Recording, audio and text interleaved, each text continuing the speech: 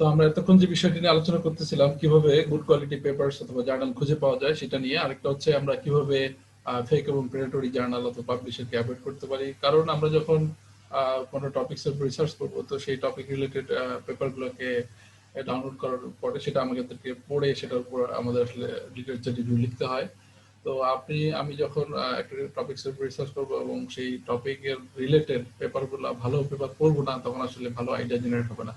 তো সে কারণে এই দুটো বিষয়ে গুরুত্বপূর্ণ আলোচনা করেছি। এখন আমরা যেটা দেখবো কিভাবে লিটারেচার রিভিউ লিখে। তো আমরা লিটারেচার রিভিউ লেখার আগে আসলে লিটারেচার রিভিউ কিছু বেসিক আমরা দেখে নেই যে লিটারেচার রিভিউ কি। আমি যদি বলি briefly, a literature review is a critical summary or survey of scholarly sources such as আমরা scholarly sources বলতে এখানে books, conference or journal articles, thesis and apps or website, এগুলোকে আমরা বুঝাবো। আমরা related to a specific topics or research question. আমরা একটা specific টপিকের উপর রিসার্চ করি এবং সেই টপিকের উপরে যে স্কলারলি আর্টিকেলগুলো রয়েছে সেগুলোর একটা ক্রিটিক্যাল সামারি অথবা সার্ভে আসলে লিটারেচার রিভিউ হিসেবে আমরা কনসিডার করতে পারি। It is often written as part of thesis, dissertation or research paper in order to situate, এখানে একটা important issue, situate your work in relation to existing knowledge. আমি যে টপিক রিসার্চ করতেছি, যে বিষয়ের উপর রিসার্চ করতেছি, সেটা আসলে বর্তমান এক্সিস্টিং যে নলেজ আছে, আমার রিসার্চ আসলে কোন অবস্থায় আছে, আমি কোন বিষয়ের উপর রিসার্চ করছি সেটা আসলে তুলে ধরা। এটা হচ্ছে লিটারেচার রিভিউ অন্যতম একটা অবজেক্টিভ। এরপরে আমরা আসলে স্পেসিফিক কিছু কারণে আমরা রিসার্চ লিটারেচার রিভিউটা করে থাকি। at the beginning of the research project, আমরা যখন কোনো রিসার্চ শুরু করি তখন শুরুতেই এটা লিটারেচার রিভিউটা আমাদের করে ফেলতে হয়। এটার কয়েকটা কারণ আছে। Number one, familiarize yourself with the current state of knowledge. যে টপিক আমি রিসার্চ করতেছি সেই টপিকসের আসলে বর্তমান current state of the art অথবা বর্তমান কি অবস্থায় সেটা আছে সেটা জানা। To ensure that you are not just repeating what others have already done, যাতে এরকম না হয় যে আমি যে টপিকসের উপর রিসার্চ করতেছি সেটা আমি এমন একটা রিসার্চ মেথড অথবা এমন একটা রিসার্চ করলাম যেটা আসলে অলরেডি ডান। তো এটা আসলে ওয়াস্ট অফ টাইম, মানি, এটা আসলে নষ্ট হবে। সে কারণে এটা জানা যে আসলে কি হয়েছে already. To identify research gaps in the knowledge, যেটাকে আমরা বলি রিসার্চ গ্যাপ, যেটা আমাদের নেক্সট লেকচার আছে কিভাবে রিসার্চ গ্যাপ আমরা ফাইন্ড আউট করবো। এটা একটা ইম্পর্টেন্ট ইস্যু যে রিসার্চ গ্যাপটা খুঁজে বের করা, নলেজ গ্যাপটা। একটা হচ্ছে আনসলভ প্রবলেম যেগুলো আছে সেগুলোকে আসলে বের করা যাবে, আমরা এগুলোকে আমাদের রিসার্চের ক্ষেত্রে আমরা অ্যাড্রেস করতে পারি।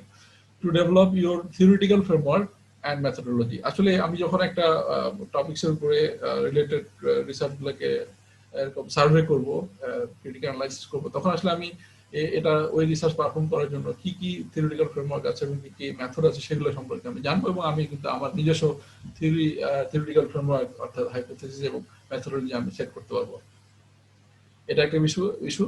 আর এটা হচ্ছে to provide an overview of the key findings and debates on the topic. আসলে আমরা অন্য রিসার্চাররা কি করেছে, তাদের কি কন্ট্রিবিউশনটা কি, তাদের মেইন কি তাদের অবদান ছিল তাদের রিসার্চে, সেটা খুঁজে বের করা এবং তাদের কন্ট্রিবিউশনটাকে ডিবেট করা, যে আসলে যথেষ্ট ডেটার দ্বারা সেটাকে ভ্যালিডেট করা হয়েছে কিনা, তার দাবিটা যৌক্তিক কিনা, তার প্রসেস অথবা তার মেথডটা ঠিক ছিল কিনা রিসার্চে, সেটা আসলে আমরা ক্রিটিক্যাল মানে ইভ্যালুয়েশন অথবা আমরা ক্রিটিসাইজ করবো আর কি। এটা একটা ইম্পর্টেন্ট ইস্যু লিটারেচার রিভিউ এর অন্যতম একটা কারণ যে আমরা কেন লিটারেচার রিভিউ করি। তো আমরা আসলে লিটারেচার রিভিউ যদি কনসিডার করি, ইন জেনারেল টাইপ অনেক ধরনের হতে পারে। এখানে আমি একটা রেফারেন্সের কথা বলতেছি, সেটাতে যেটা ইম্পর্টেন্ট যেভাবে করেছে সেটা হচ্ছে লিটারেচার রিভিউকে আমরা দুই ভাগে ভাগ করতে পারি। একটা হচ্ছে simple literature review or literature summary or হচ্ছে রিলেটেড ওয়ার্ক, যেটা বেসিক্যালি যে কোনো জার্নাল অথবা কনফারেন্স পেপার অথবা থিসিসের একটা অংশ হিসেবে থাকে। It is a part of any conference journal or thesis paper. এটা একটা পার্ট থাকে, shows your reader how your work relates to existing research and what new insights it will contribute. আসলে আমরা একটা পেপারের যখন অংশ হিসেবে লিটারেচার রিভিউকে দেখাই, তখন আমরা এটার মাধ্যমে দেখানোর চেষ্টা করি যে আমি যে টপিকসে রিসার্চ করতেছি সেটা আসলে কিভাবে আগের রিসার্চের সাথে সম্পর্কিত এবং আমার রিসার্চে আসলে আমি কি নতুন ইনসাইট দিতে যাচ্ছি এই বিষয়টা। আর আরেকটা হচ্ছে সিস্টেমেটিক রিভিউ, যেটাকে আমরা অনেক সময় রিভিউ অথবা সার্ভে পেপার বলি। এই রিভিউ অথবা সার্ভে পেপারের যেটা মানে কথা সেটা হচ্ছে যে এটা রিভিউ অথবা সার্ভে পেপার স্ট্যান্ড অ্যালোন, এটা একটা লিটারেচার রিভিউ যেটা হচ্ছে একটা মানে কি বলবো huge amount of related work অর্থাৎ স্কলারলি আর্টিকেলসকে তারা হচ্ছে সামারি করে, যেটা আমরা স্পেসিফিক যেটা বলতে পারি answer defined research questions by collecting and summarizing all empirical evidence that fits pre-specified eligibility criteria. এটা ইম্পর্টেন্ট হচ্ছে কি, আমি যখন একটা রিভিউ পেপার অথবা একটা সার্ভে পেপার লিখবো যে কোনো একটা টপিক্সের উপরে, আমাকে বুঝতে হবে যে আসলে আমি কেন এই রিভিউটা অথবা এই সার্ভেটা করতেছি। কারণ কি, আমার আসলে যাতে আমার এই রিভিউ এবং সার্ভে পেপারটা যারা স্কলারলি সোসাইটি আছে তাদের কাছে অ্যাকসেপ্টেড হয় এবং এটা তাদের কাজে লাগে। এই কারণে আমরা যেটা করি, একটা সিস্টেমেটিক রিভিউ পেপার লেখার আগে আসলে কি কোশ্চেন আমরা এখানে সলভ করবো সেটা আমরা ফাইন্ড আউট করি এবং কিছু ক্রাইটেরিয়া সেট করে আসলে আমরা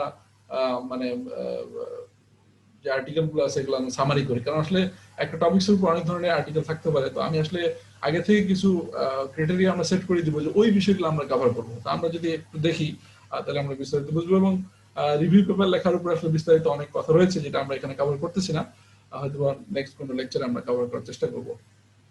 তো আমি যদি একটু দেখি যে আসলে সিস্টেমেটিক রিভিউ পেপার অথবা সার্ভে পেপার বলতে আসলে কি বোঝায়, যেটা বেসিক্যালি আমি এখানে দুইটা সার্ভে পেপার জাস্ট স্যাম্পল হিসেবে দেখিয়েছি।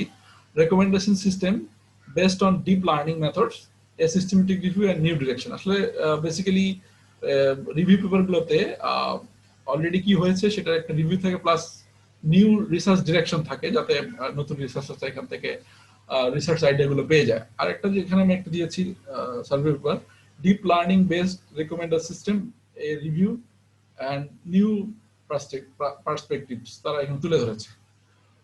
তো আমি যেটা একটু আগে বললাম যে সিস্টেমেটিক রিভিউ পেপারে অ্যান্সার আইডেন্টিফাইড রিসার্চ কোশ্চেন্স সাধারণত করা হয়। এখানে একটা রিভিউ পেপার আমি দিয়েছি, recommended system based on deep learning methods, systematic review এর নিউ ডিরেকশনস। এখানে যেমন তারা স্পেসিফিক বলে দিয়েছে তাদের রিসার্চ কোশ্চেন গুলো কি। তারা বলেছে what are the deep learning methods exploited for building the recommender system, RS recommender system.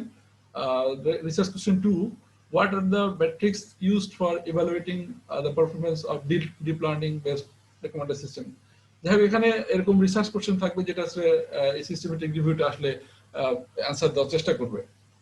এবং এখানে আরেকটা কথা আমরা বলেছি যে সিস্টেমেটিক রিভিউতে আমরা আসলে সব ধরনের আর্টিকেল কভার করি না, যেটা basically fits pre specified eligibility criteria. আমরা এখানে বলেছি যে recommender system based on deep learning method. এখন রেকমেন্ডার সিস্টেম আরো ডিপ লার্নিং বাদেও মেশিন লার্নিং এর অন্যান্য টেকনিক যেমন সুপারভাইজ লার্নিং, আনসুপারভাইজ লার্নিং অথবা অন্য ধরনের আরো অনেক ধরনের টেকনিক আছে যেটা ইউজ হতে পারে। আমরা এখানে ডিপ লার্নিং এর উপর ফোকাস করেছি, সে কারণে এখানে pre specified eligibility criteria consider করতে হবে। যেমন আমরা এই পেপারে একটা জিনিস দেখিয়েছি যে সার্চ যখন তারা করেছে সার্চ, তো অনেকগুলো এসিএম ডিজিটাল লাইব্রেরি থেকে, সায়েন্স ডিরেক্ট থেকে, আইটিপলি থেকে, ওয়েব অফ সায়েন্স থেকে তারা এরকম বিভিন্ন ধরনের আর্টিকেল পেয়েছে 1480টা। তো সেখান থেকে removing the unrelated and duplicate studies by scanning the title and abstract. তো আমরা এখানে কিন্তু টাইটেল এবং অ্যাবস্ট্রাক্ট দেখে আমরা 1480 থেকে প্রায় 1205টা পেপারে বাদ দিয়েছি এবং আমরা সিলেক্ট করেছি 275টা। এবং সেখান থেকে কিন্তু আবার inclusion and exclusion criteria and quality assessment এটা করে আমরা আবার সেখান থেকে 54টা বাদ দিয়ে আমরা 105টা পেপার আসলে এখানে তারা কনসিডার করেছে। তো এভাবে কিন্তু আমরা প্রি স্পেসিফাইড কিছু ক্রাইটেরিয়া, এলিজিবিলিটি ক্রাইটেরিয়া দিয়ে দেয় যে আমরা কি কারণে অথবা কোন বিষয়টাকে মাথায় রেখে আমরা আসলে পেপারগুলোকে কনসিডার করব। তো এই হচ্ছে একটা সিস্টেমেটিক রিভিউর কিছু কথা। আমরা বিস্তারিত বুঝতে হলে আসলে এই পেপারটা দেখলে আশা করি ক্লিয়ার হবে। এবং আমরা যদি বলি সিম্পল লিটারেচার রিভিউ অথবা সামারি অথবা রিলেটেড ওয়ার্ক, সেটার অবস্থানটা কোথায়? যে কোনো একটা পেপার, যেমন আমি এখানে আমার পেপারের কথা বলেছি, an intelligent system to generate possible job list for freelancers. এটা একটা স্পিকার বুক চ্যাপ্টার আকারে অ্যাকসেপ্ট হয়েছে এবং পাবলিশ হয়েছে। তো সেখানে কিন্তু একটা সিম্পল পেপারের অংশ হিসেবে মানে লিটারেচার রিভিউটা আছে, যেমন এখানে অ্যাবস্ট্রাক্ট এবং ইন্ট্রোডাকশন, বাকি অংশ দেখাইনি। আমি সেকেন্ড পয়েন্ট হিসেবে রিলেটেড ওয়ার্ক এই নামে আমি আসলে এখানে পেপারগুলোকে রিভিউ করেছি। এভাবে কিন্তু আসলে আমরা বুঝতে পারি যে আসলে এটা হচ্ছে রিভিউ, একটা সিস্টেমেটিক রিভিউ যেটা সার্ভে অথবা রিভিউ পেপার, আর একটা হচ্ছে একটা পেপারের অংশ হিসেবে আমরা অনেক সময় লিটারেচার রিভিউটা করে থাকি। তো আমরা আসলে লিটারেচার রিভিউ লেখার জন্য অনেকগুলো ওয়ে আছে। আমরা ওয়েল নোন দুইটা প্রসেসের কথা বলবো, যেটা আমি আসলে এই স্লাইডটা এডিটেস ইনসাইটস নামে একটা ওয়েবসাইট আছে, তারা বিভিন্ন ধরনের সার্ভিস প্রোভাইড করে, তাদের ওয়েবসাইট থেকে নেওয়া। এখানে সাজেস্ট করা হয়েছে you can write your literature review using one of the following approaches. দুইটা অ্যাপ্রোচ আছে, একটা হচ্ছে chronological আর একটা হচ্ছে thematic। তো আসলে chronological বলতে আমরা যেটা বুঝি যে যে কোনো একটা টপিকস এর উপরে, যেমন একটু আগে আমরা দেখলাম যে recommended system based on deep learning approach. তো সেখানে এই ডিপ লার্নিং অ্যাপ্রোচে এটা দেখা যাচ্ছে যে আমি যদি কনসিডার করি 2000 সালে এটা রিসার্চ শুরু হয়েছে। তো এই ডিপ লার্নিং এর যে প্রসেসগুলো ডেভেলপ হয়েছে, আমি যদি মানে সময়ের উপর বেস করে এটাকে সাজাই এবং সেভাবে রিভিউটা করি, তখন এটা ক্রোনোলজিক্যাল বলবো। আর থিমেটিক বলতে আমি যেটা বুঝাচ্ছি যে ডিপ লার্নিং এর অনেকগুলো হয়তো সাব সেকশন রয়েছে এবং সেটা অ্যাপ্লাই করে আসলে বিভিন্ন ধরনের রিকমেন্ডেড সিস্টেম ডেভেলপ করা হয়।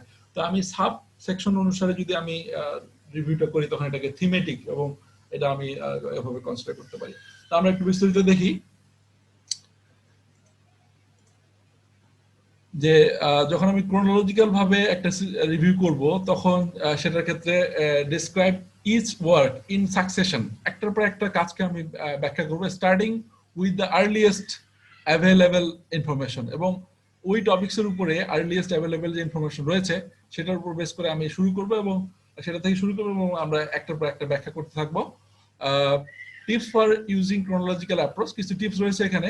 Use the structure when you want to focus on how ideas or methodology have progressed over time. আমরা যখন দেখাইতে চাই যে একটা জিনিস ডেভেলপ করতে অথবা একটা রিসার্চে আমরা আসলে আইডিয়াগুলোর মানে সময়ের পরিপ্রেক্ষিতে কিভাবে ডেভেলপ হয়েছে, যদি আমি ওই জিনিসটাকে ফোকাস করতে চাই, তাহলে সেক্ষেত্রে অবশ্যই ক্রোনোলজিক্যাল অর্ডারটা ফলো করতে হবে। Group and discuss your sources in order of their publication date. আমরা পাবলিকেশন ডেট অনুসারে স্কলারলি আর্টিকেল যেগুলো রয়েছে এবং সোর্স রয়েছে সেগুলোকে আমরা আসলে পাবলিকেশন ডেট অনুসারে এরকম ডিসকাস করতে থাকবো, যাতে করে এখানে মানে কোনো পেপার এরকম মিসিং না হয়, মানে গ্যাপ না হয় আর কি।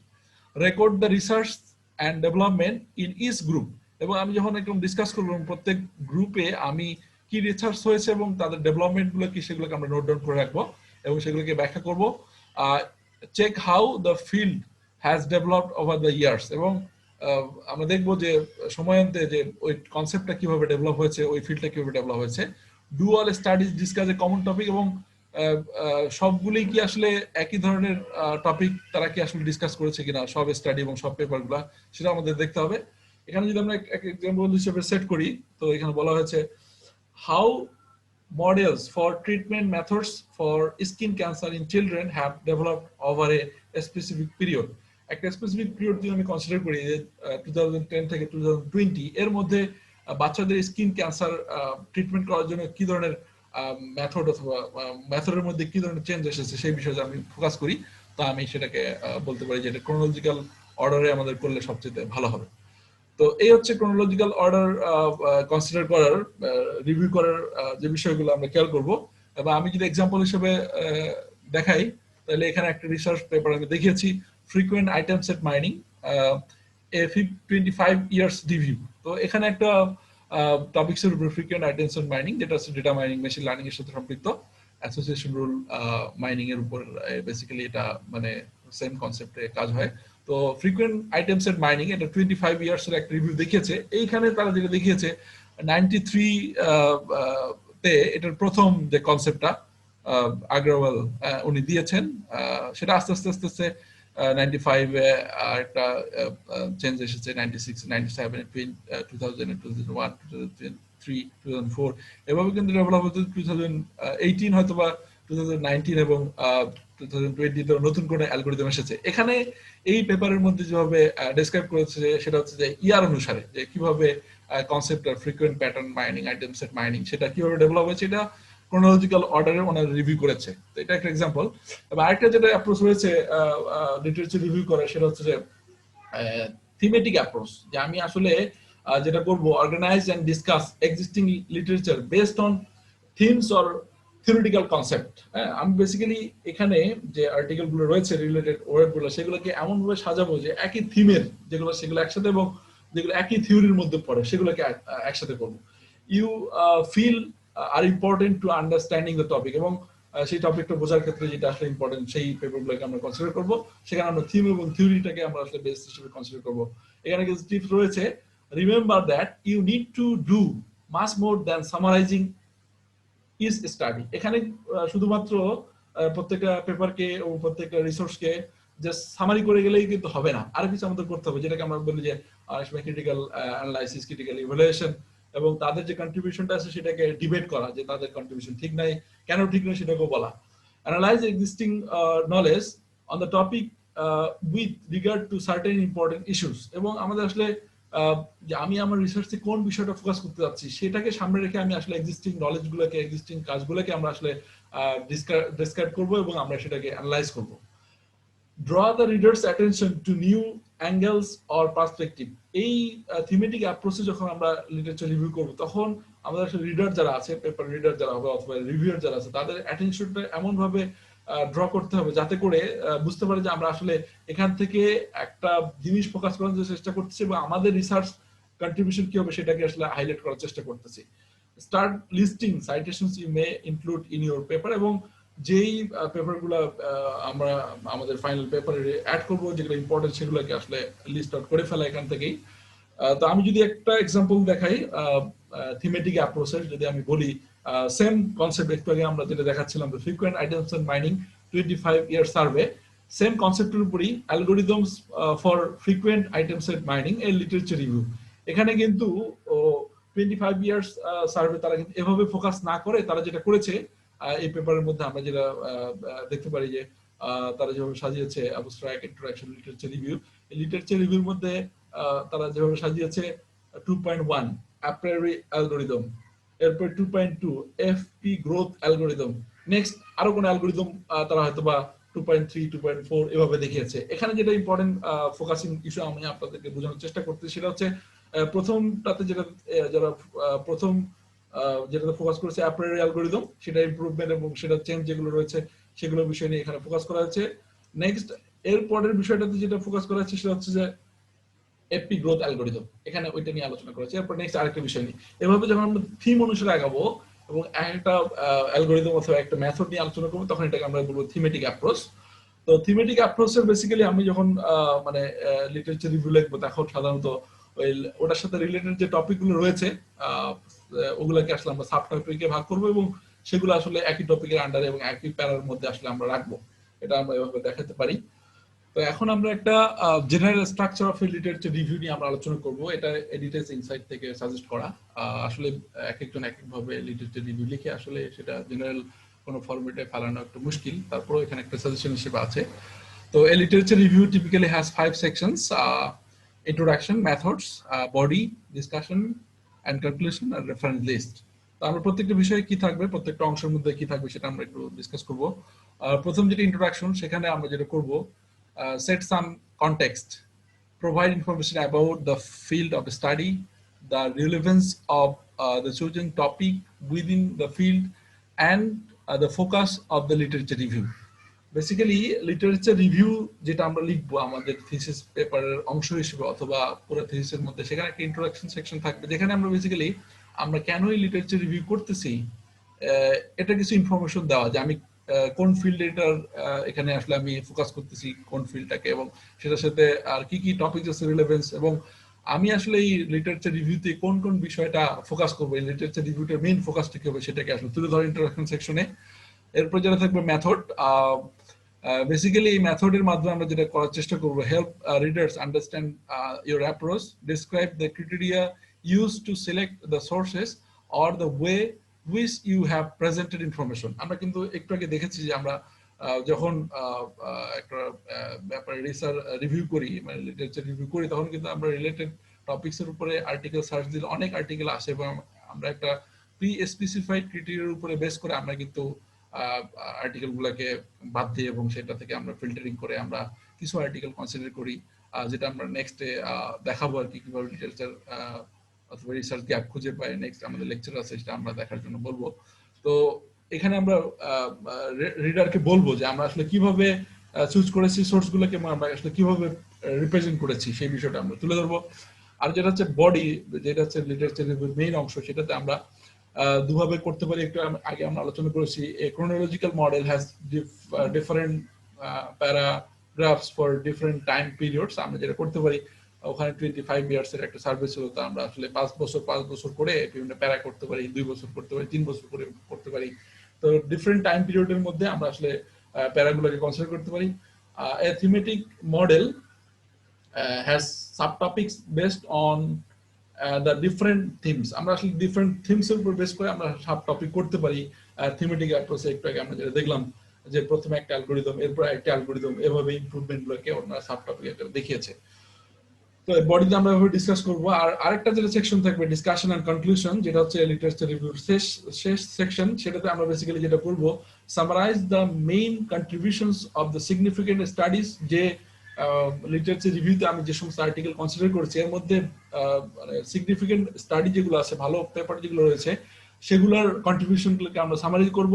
Race and discuss questions about the topic and field, এবং এই টপিকসের সাথে কি কি রিসার্চ কোশ্চেন হতে পারে এবং কি কি টপিক রিসার্চ রয়েছে সেটা আমরা আলোচনা করতে পারি। Clearly mention gaps in the research, এবং এক্সিস্টিং রিসার্চ গুলোতে কি কি রিসার্চ গ্যাপ রয়েছে সেটাকে আমরা মেনশন করব।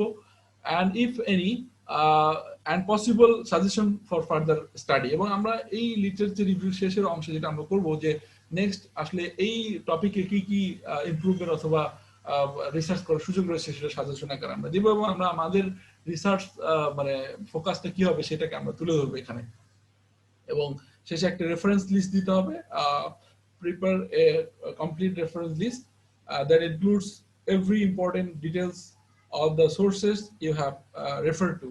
বেসিক্যালি সাজেশনটা হচ্ছে এডিটর্স ইনসাইডের, আসলে এক একজন এক এক ভাবে আসলে লিটারেচার রিভিউটা রিপ্রেজেন্ট করে। আমরা এখানে যেটা দেখেছি সেটা হচ্ছে ইন্ট্রোডাকশন, মেথডস, বডি এবং ডিসকাশন, কনক্লুশন, এই বিষয়গুলোকে এখানে অ্যাড করার জন্য সাজেস্ট করা হয়েছে। আরেকটা এখানে সাজেশন রয়েছে, সেটা থমসন রিভার্স ইউনিভার্সিটি থেকে সাজেস্ট করা, এখানে লিংক দেওয়া আছে, ওনারা একটা টেমপ্লেট এখানে দিয়েছেন। আমি যদি একটু করে দেখাই, প্রায় সিমিলার, এখানেও বলেছে একটা typical literature review consist of following components. একটা হচ্ছে ইন্ট্রোডাকশন, যেটা আমরা একটু আগে দেখেছি, সেখানে আমরা a concise definition of a topic under consideration, যে বিষয়টা আমরা রিসার্চের জন্য কনসিডার করেছি সেটা একটা definition. This may be descriptive or argumentative thesis or proposal, as well as the scope of the related literature being investigated। এবং আমরা যেটা লিটারেচার রিভিউ করতেছি সেটা আসলে স্কোপ গুলো কি আমরা কভার করতেছি সেটা, যেমন এখানে বলা হয়েছে if the topic under consideration is women's wartime diaries, the scope of the review may be limited to published or unpublished works in English, works from particular location, time period and conflict etcetera. যে আমরা আসলে কিভাবে এটা আমরা literature রিভিউটা করছি এবং আমাদের স্কোপটা কোনটা কতটুকুর মধ্যে আমরা লিমিট করতেছি সেটা একটা বিষয়। The introduction should also note intentional exclusion. আমরা আসলে সব বিষয় আসলে লিটারেচার রিভিউতে কভার করব না, সে কারণে আমাদের ইন্টেনশনাল বলে দিতে হবে যে আমরা ওই বিষয়গুলো বাদ দিচ্ছি, এই বিষয়গুলো কনসিডার করতেছি। আগেরটার সাথে কিছুটা মিল রয়েছে, আমরা প্রি স্পেসিফাইড কিছু ক্রাইটেরিয়া দিয়ে দিব যার উপর বেস করে আমরা আসলে স্কলারলি রিসোর্স গুলোকে, পেপার এবং যে সমস্ত আর্টিকেল রয়েছে এগুলোকে আমরা কনসিডার করব। যেমন আমরা এখানে this review will not explore the diaries of adolescence girls. আমরা এখানে যারা প্রাপ্তবয়স্ক মহিলা তাদের যুদ্ধের সময় কি অবস্থা সেটা আমরা আলোচনা করব, এখানে কিশোরীদের আলোচনাটা থাকবে না, এভাবে আমরা বলে দিতে পারি। Another purpose of the introduction is to state general findings of the review. What do most of the sources conclude and comment on the availability of the sources in the subject area। এখানে basically যে scholarly article গুলো রয়েছে এগুলোর common finding গুলো কি এবং তারা আসলে রিসোর্স গুলো অ্যাভেলেবল কিনা সেই বিষয়গুলোকে আসলে তুলে ধরা। আর বডির মধ্যে যেটা মেইনলি থাকবে, there are many ways to organize the evaluation of the sources। আমরা আগে বলেছি একটা ক্রোনোলজিক্যাল এবং অ্যাপ্রোচ রয়েছে, একটা থিমেটিক অ্যাপ্রোচ রয়েছে। for each work should be critically summarized and evaluated for its premise, methodology and conclusion। সে কি বিষয় কভার করেছে, তাদের মেথড কি এবং কনক্লুশন কি, সেটা আমাদের আসলে ক্রিটিক্যালি ইভালুয়েট করতে হবে। it is an important to address inconsistencies। আসলে তাদের কাজগুলোর মধ্যে দেখা যাচ্ছে অনেক সময় অসামঞ্জস্যতা থাকতে পারে, সেটাকে খেয়াল করা। অমিশনস থাকতে পারে, তারা রিসার্চ করতে গিয়ে অনেক বিষয় হয়তো বা কভার না করে ইগনোর করে চলে গেছে। তাদের এরর্স এগুলোকে আসলে আমাদের অ্যাড্রেস করতে হবে। as it is to identify accuracy, depth and relevance। সাথে সাথে তাদের accuracy, depth, কাজের ডেপথ এবং রিলেভেন্সি সেটাকে আমাদের আসলে টেস্ট করতে হবে, চেক করতে হবে। এই বিষয়গুলো মেইন বডিতে থাকবে। Use logical connections and transitions to connect sources. তো আমরা লিটারেচার রিভিউ করার সময় আমরা আসলে যে পেপারগুলো রয়েছে সেগুলোর মধ্যে এক লজিক্যাল কানেকশন এবং একটা থেকে আরেকটা আলোচনা যাওয়ার সময় প্যারাগ্রাফগুলোর মধ্যে একটা কানেকশন এস্টাবলিশ করার জন্য আমরা আসলে চেষ্টা করি সবসময়। কনক্লুশনের মধ্যে যেটা থাকবে সেটা হচ্ছে the conclusion summarise the key findings of the review in general term, যেটা আমরা আগে একটু বলেছি। নোটেবল কমনিটিস বিটুইন ওয়ার্কস, তাদের মধ্যে কমন যে বিষয়গুলো রয়েছে, ওয়েদার ফেভারেবল অর নট, এটাকে আসলে সাপোর্ট করে কি করে না, মে বি ইনক্লুডেড হিয়ার, সেখানে ইনক্লুড করা যেতে পারে। This section is the reviewers opportunity to justify a research proposal. যখন একটা রিসার্চ প্রপোজাল আমরা কোথাও সাবমিট করি অথবা একটা রিসার্চ পেপার সাবমিট করি, তখন কিন্তু রিভিউয়ার এই বিষয়টা দেখে বুঝতে পারে যে আসলে আমার এই রিসার্চের সাথে লিটারেচার রিভিউ অথবা এক্সিস্টিং কাজগুলোর সম্পর্ক রয়েছে কিনা। Therefore, the idea should be clearly restated and supported according to the findings of the review. এবং আমার এখানে রিসার্চ কি টার্গেট মোটিভ সেটাকে এখানে আবার বলা এবং সেটা যাতে যে এক্সিস্টিং রিলেটেড ওয়ার্কগুলো রয়েছে সেগুলোর যাতে আমার এই যে রিসার্চ অবজেক্টিভ সেটাকে আসলে যাতে ফাইন্ড মানে সাপোর্ট করে সেই বিষয়টা ইনস্ট করতে হবে। আর শেষে তো আমরা বলেছি যে একটা complete correct citations for every sources এখানে আমাদের দিতে হবে। তো আগের যে স্ট্রাকচার এবং এই স্ট্রাকচারের মধ্যে খুব বেশি পার্থক্য রয়েছে তা নয়, এটা ওটা ছিল একটা এডিটর্স ইনসাইটের সাজেশন লিটারেচার রিভিউ লেখার জন্য, এটা হচ্ছে একটা ইউনিভার্সিটির সাজেশন, আমরা যে কোনো একটা ফলো করতে পারি। আর আরএমআইটি ইউনিভার্সিটির স্টাডি অ্যান্ড লার্নিং সেন্টার ওনাদের ওয়েবসাইট এখানে লিঙ্ক দেওয়া আছে। ওনাদের ওয়েবসাইট থেকে আমি কিছু এক্সাম্পল পেলাম যেটা আমার কাছে ভালো লেগেছে, তা আমি ডিসকাস করে দিচ্ছি। এখানে বলা আছে an introduction must tell the readers the following: what you are going to cover in the review, the scope of your research, how the reviews ties in with your research topic. যে আসলে আমরা কি cover করতে যাচ্ছি, স্কোপটা কি রিসার্চের এবং আমরা আসলে আমার রিসার্চ টপিকসের সাথে এটা কিভাবে সম্পৃক্ত সেই বিষয়টা এখানে যেমন দেখিয়েছে। Topic sentence identifies 5 major themes as a scope of this review. এখানে বলেছে the many theories have been proposed to explain what motivates human behavior. Although the literature covers a wide variety of such theories, this review will focus on 5 major themes which emerge repeatedly throughout the literature review. তারা কিন্তু বলে দিয়েছে যে আমরা 5টা major বিষয় consider করেছি, সেই 5টা মেজর বিষয় কি এখানে কভার করা হয়েছে: self concept, internal forces, reverse, self control and narcissism. Okay, এখানে বলে দিয়েছে। আবার যেটা বলেছে কনক্লুডিং সেন্টেন্সের মধ্যে বলেছে specific focus, although the literature presents these themes in a variety of contexts, this paper will primarily focus on their application to self motivation. এখানে কিন্তু 5টা মেজর টপিক এখানে আমরা এই পেপারের মধ্যে মানে এই লিটারেচার রিভিউতে কভার করা হয়েছে বলেছে, কিন্তু শেষে বলে দিয়েছে ওনারা স্পেসিফিক্যালি ফোকাস করেছে অ্যাপ্লিকেশন টু সেলফ মোটিভেশন। এখানে কিন্তু ইন্ট্রোডাকশন আমরা লিখতে পারি, এখানে একটা এক্সাম্পল দেওয়া রয়েছে, ওনারা দিয়ে দিয়েছে। আর যে প্যারাগ্রাফগুলো থাকবে লিটারেচার রিভিউতে ইন্ট্রোডাকশনের পরে, সেগুলো basically should include A main sentence or idea that you are putting forward or topic sentence, evidence from research to support or argue your idea, showing where the writers agree or disagree. আমরা একটা যে কোনো একটা topic নিয়ে discuss করব এবং আমরা related রিসার্চগুলোকে দেখাবো যে আমাদের টপিকটাকে সাপোর্ট করে আর আর্গু করে।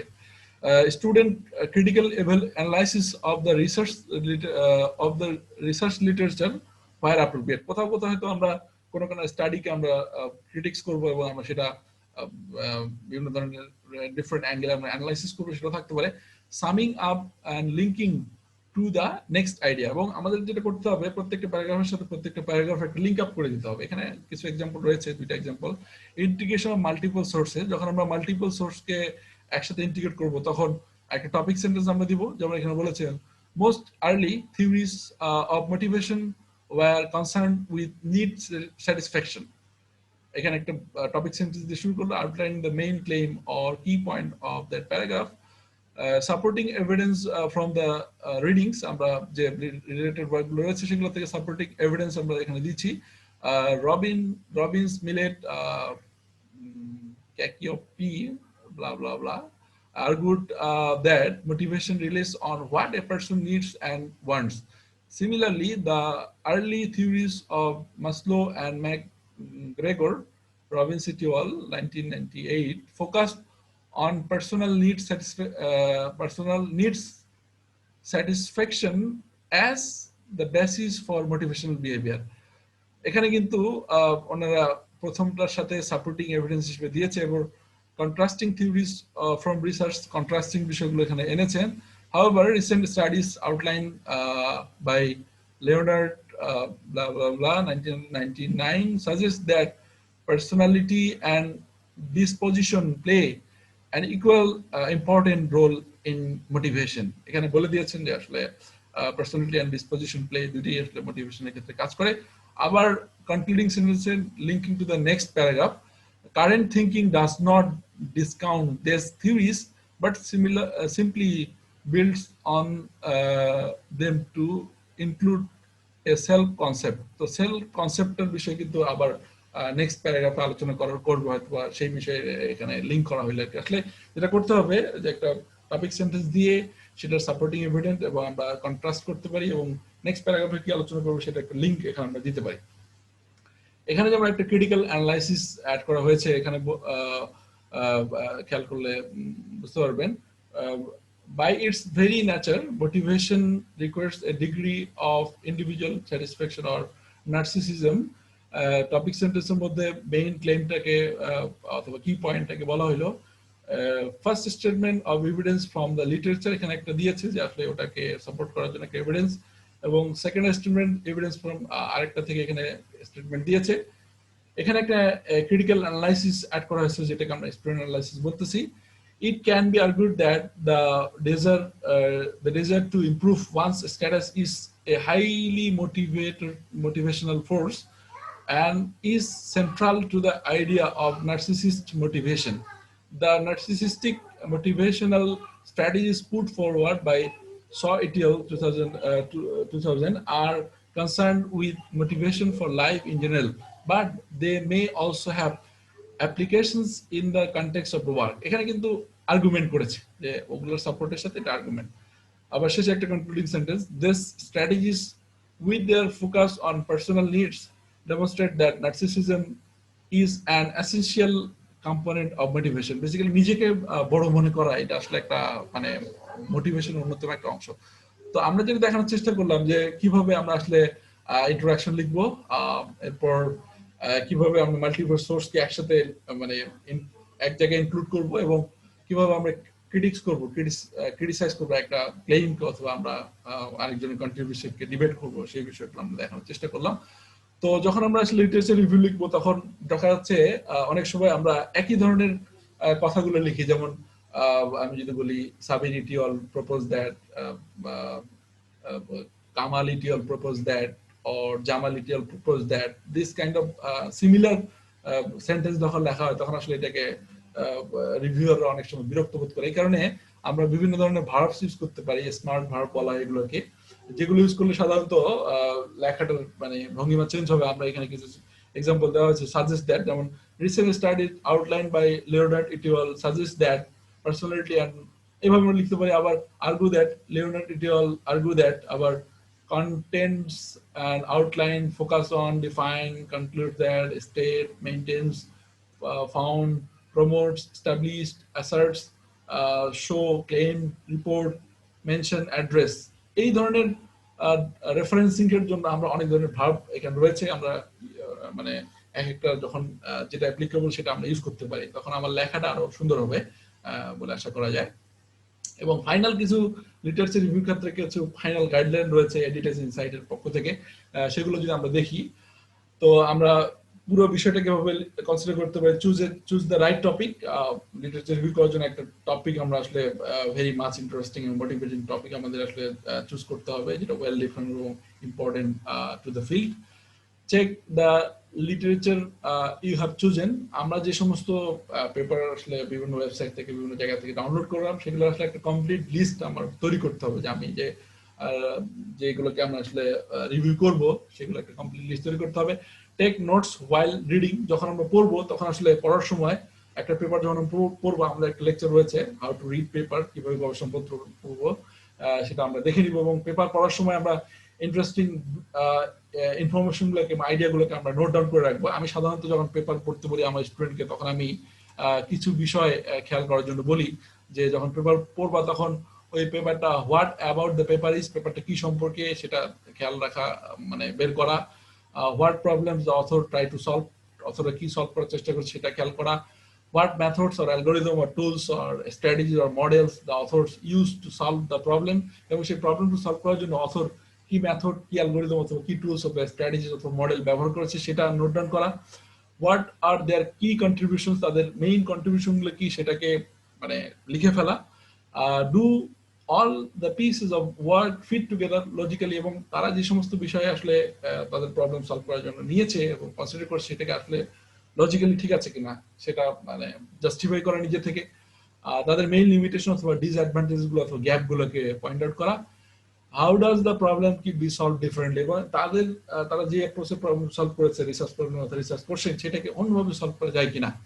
এই বিষয়গুলো আসলে রিসার্চ পেপার পড়ার সময় আমাদের আসলে নোট ডাউন করে ফেলতে হবে, ইম্পর্টেন্ট নোট নিয়ে ফেলা। Decide the format of your review, আমরা আসলে থিমেটিক অ্যাপ্রোচ অথবা ক্রোনোলজিক্যাল অ্যাপ্রোচ, কোন অ্যাপ্রোচে আমি আসলে আমার রিভিউটা করবো সেটা আসলে ডিফাইন করে ফেলা আগেই।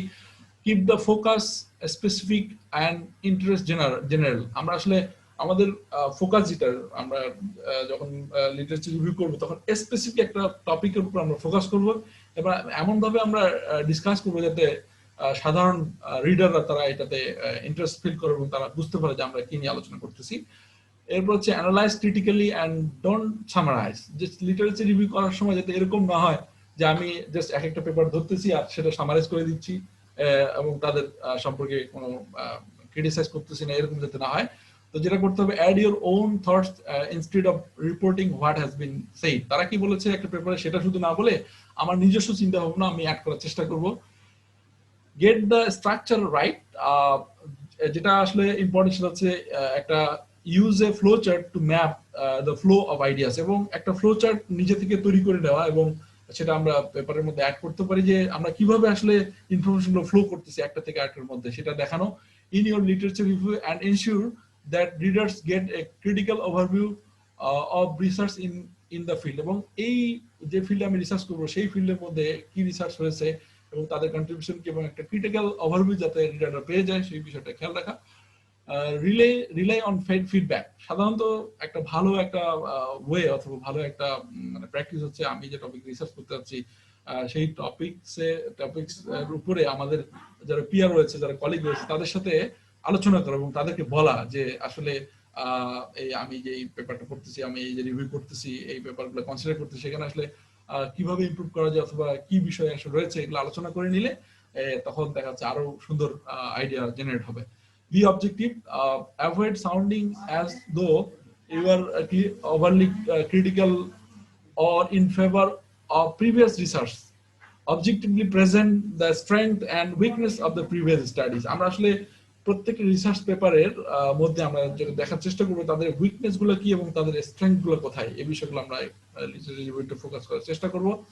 ইনক্লুড ওল্ডার স্টাডি, সবসময় যে আমরা বলি যে আমরা লিটারেচার রিভিউ করার সময় রিসেন্ট আর্টিকেল গুলো খেয়াল করার চেষ্টা করবো, বাকি মাঝে মাঝে দেখা যাচ্ছে এমন কোন পেপার যেটা মানে বেস্ট পেপার হিসেবে কনসিডার করা যায়, যেমন কেউ যদি রিলেটিভিটি থিওরি নিয়ে কাজ করতে চায় তো সেক্ষেত্রে আইনস্টাইনের যে রিলেটিভিটি থিওরি রয়েছে বেসিক পেপার, সেটা কিন্তু অবশ্যই কনসিডার করতে হবে। এভাবে আমরা রিসেন্ট পেপারগুলো অবশ্যই কনসিডার করবো, তার সাথে সাথে ওই টপিকের উপরে ওল্ডার যে পেপারগুলো, বনেদি যে পেপারগুলো, সেগুলোকে অবশ্যই আমরা কনসিডার করবো। তো এই হচ্ছে মোটামুটি কিছু লিটারেচার রিভিউ লেখার আগে ফাইনাল চেকলিস্ট। আমরা যদি এগুলো ফলো করি আশা করি আমাদের লিটারেচার রিভিউটা সুন্দর হবে এবং সেটা রিডারের জন্য সহজেই বোধগম্য হবে আর কি। তো এখানে কিছু রেফারেন্স দেওয়া আছে, আমরা একটা এক্সপ্লোর করতে পারি। তো আমরা যারা লাইভ ক্লাস করতেছি তাদের কাছ থেকে আমরা আজকের topics lecture related how to find out good paper অথবা জার্নাল, সেটা হতে পারে অথবা ফেক অর পেরিওডিক জার্নাল কিভাবে আমরা অ্যাভয়েড করবো এবং আমরা কিভাবে লিটারেচার রিভিউ লিখবো, এই রিলেটেড কিছু কোশ্চেন আমরা লাইভ নিতে পারি। এবং যারা পরবর্তীতে এই ভিডিও দেখবেন তারা এই ভিডিওর লিংকে কমেন্ট করতে পারেন, তাহলে আমরা অ্যান্সার দেওয়ার চেষ্টা করব। তো থ্যাংক ইউ অল।